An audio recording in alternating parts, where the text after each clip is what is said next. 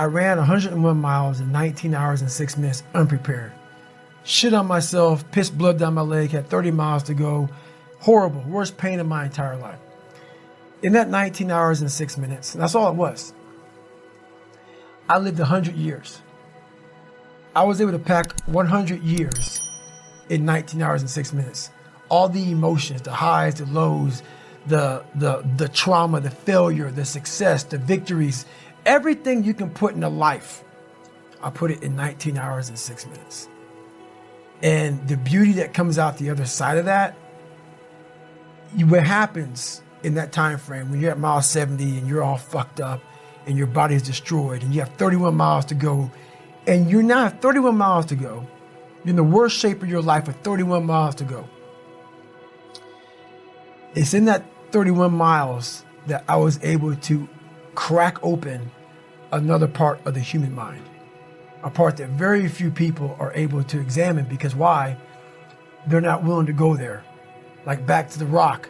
I guarantee you, when he was climbing that thing and he had ropes on, he was thinking, shit, man, I can only imagine this is going to be with no ropes at all. Making some of these moves that I'm falling with ropes. You have to go to a different focus. The focus has to be so heightened that very few people, they even understand that, but they have it in them. They have it in them to go there. But you have to go to a place of fear, of suffering, of pain, of doubt. And that's when your mind, if it knows it's not going to quit, it opens up. And once it opens up, that's my 40% rule. Once you can open your mind up when it knows it's not going to quit, it finds more. It finds more focus. It finds more power. It finds more drive. And that's what gets you through the 31 miles. That's what gets him so hyper-focused on that one little nodule to put his finger on. And that's what you find in those moments. But without those moments, you don't know what you're capable of, because you're living a very structured life without risk. It's not addictive at all, because you don't want to live there, you know, but it's definitely a place that makes you look at people very differently. Because once you see, it's different if I was born with a silver spoon and everything was given to me and life came easy. But knowing where I came from and where I'm at now, just because I was able to crack open a few more doors, that's what's disappointing for me, for other people. You know, so it's not that I want to live there. I know I can go there. And once again, I know other people can go there. So I guess that's the thing with me, is I know I have the ability now to go to a place that's very, very hyper-focused, that I can accomplish some pretty amazing feats. Not because I'm amazing, because I allowed my mind to be open-minded for the possibilities of what can I achieve. Well, the thing about it is funny, man, all these catchphrases people always say, you know, failure is a part of life and failure is how you grow. I've said all that stuff before, but it really is a bunch of shit. It really is, man. I'm so tired of hearing all these fucking cliche fucking, you know, like goal setting fucking posters and all that shit. Half the people who write that shit aren't even doing the shit they're talking about. Half the people talk about failure, you know, they're fucking millionaires sitting back in some nice house or whatever the fuck they're talking about. So it makes me fucking nuts. The reason why I believe I can talk on failure is because I'm still failing today, and I'm failing in a major way, and I'm living when I'm talking. So many people who talk about all this shit, they're has-beens. They're people who used to do it back in the day, and now talk about it. Are you living it today? So for me, failure is something that you should be afraid of. It should be afraid of, but that's why you should go out there and challenge yourself to fail.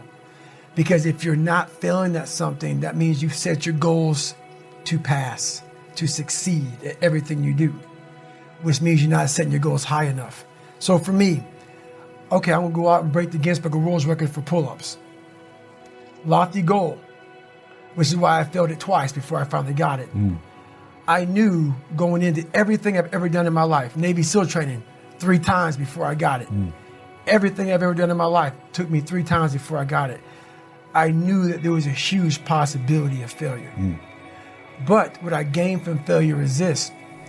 When you see a movie and you watch a movie about a person who keeps failing, and at the end, they succeed. How do you feel after you watch that movie? Amazing, right? Yeah. I become the movie. I want to feel how I feel watching someone else in the movie. When I watched Rocky get his ass kicked and I watched all these different things of failure, I was able to put myself there and say, God, man, how much do you feel now that you finally got there? That's what failure has done to me. I've watched so many things and watched someone succeed at the end of it. It's like, God, I want to feel like that. But failure causes that one feeling. Without that failure involved, you don't have that feeling. If you just pass and you succeed and you're great, that feeling, yeah, okay, I'm good. What takes you years, months, years to accomplish because you just can't get over the hump, but you continue going back to the drawing board. You're looking for those few seconds after you finally figure out the equation, whatever the equation may be, to get you to finally pass, to succeed. I live for that feeling, but I can't get that feeling without going through, fuck, I failed this equation. I failed this one, I failed this one, I failed this one. Oh, I'm figuring it out. So you start to feel it before you even pass, before you even get to the success part.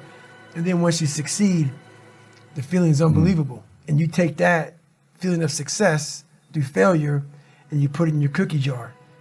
And you say, I'll come back and get you again. I'm gonna need you again down the road in my life to call on you.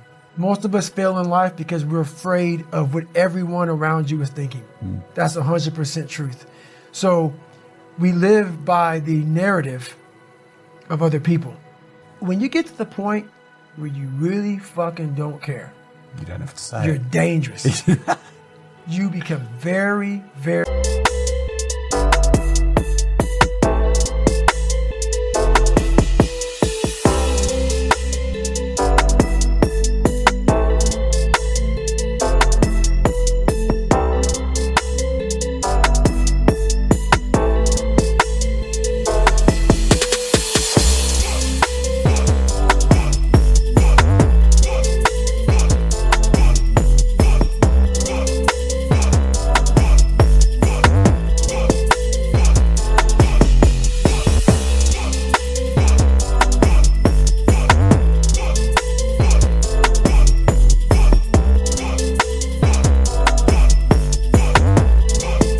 dangerous. I'm not saying don't care like, I don't care if I do that. No, when you don't care about other people and how they view you, about how you walk, how you talk, how you dress, where you want to go with your life. You know, growing up, I didn't want to tell anybody I wanted to be in the military. Because why? Some of my black friends, I was afraid of what they think. You know, why you want to join the fucking military, man? Why the fuck you want to do that shit? I was afraid of what other people thought about me. So now, when I go in the military, I didn't know you want to fucking join the military. Yeah, I didn't tell you because I was afraid of what you thought. Once again, man, you're allowing other people to shackle your mind. It's the worst thing in the world. If your fiance and your kids don't believe in you, you can't care what they think. That means you chose the wrong support staff. There has to be, so that's why a lot of people don't understand one another. Your support staff has to be like, if I want to go out and do whatever it is, my support staff is, you know, my fiance. If she's like, you know what, I don't think that you should be doing that, I have to take it, why? So I can be open-minded. So why are you saying this? But if she's saying it because of her, that's not the right thing. Because I need backing to do what I'm going to do. Open-mindedness. I need support. So yeah, it's you gotta be very clear thinking about all that stuff. My circle's very small.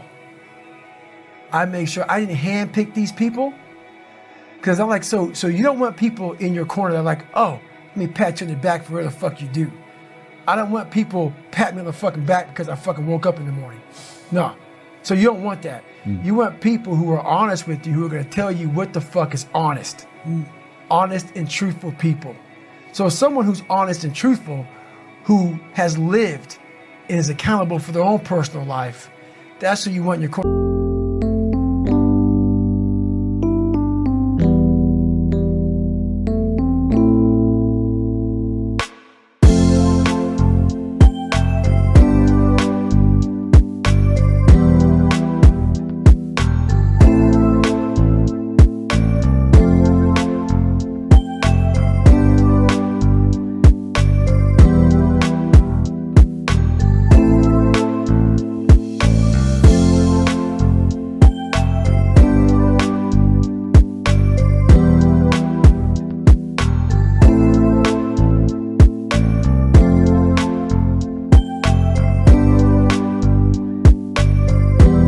hey man, you know what?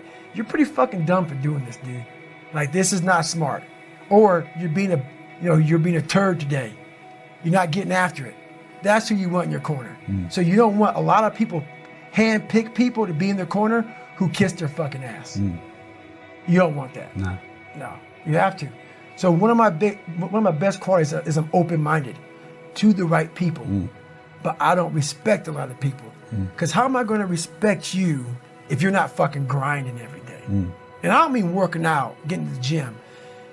Really going out there and grinding. So if you don't know how I'm living my life, how am I going to respect you? So you have to be a hard worker, period, dot. You got to work your fucking ass off. That's where I gain respect for you. So if you're working hard every day, now you have an opinion in my eyes.